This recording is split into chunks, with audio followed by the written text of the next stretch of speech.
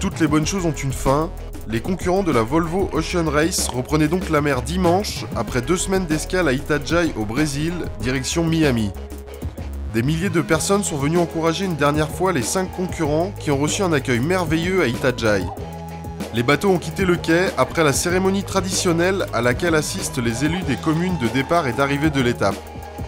Comme pour les autres étapes, il y avait un parcours inshore après le coup de canon, identique à la course in-port de la veille, afin de donner aux fans une dernière chance de voir les bateaux.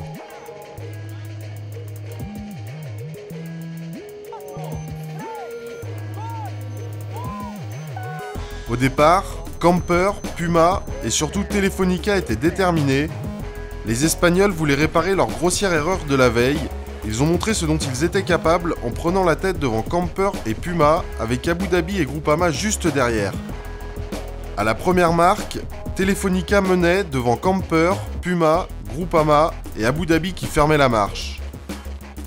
Telefonica avait des choses à prouver après son erreur de la veille et portait son avance à 200 mètres à la deuxième marque. Puma, également très en forme, s'emparait de la deuxième place devant Camper.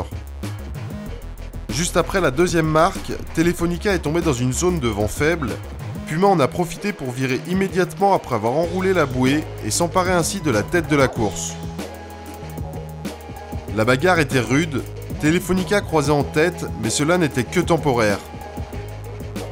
À la marque suivante, une erreur des Espagnols a permis à Puma de prendre l'intérieur.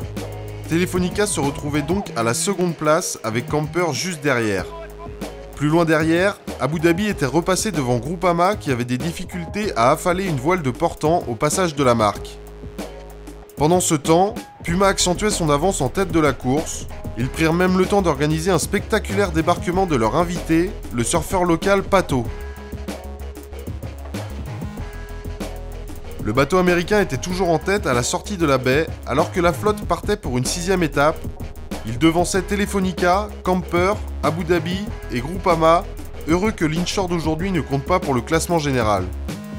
Ken Reed réussira-t-il à gagner l'étape qui arrive chez lui, comme il l'avait fait il y a 3 ans?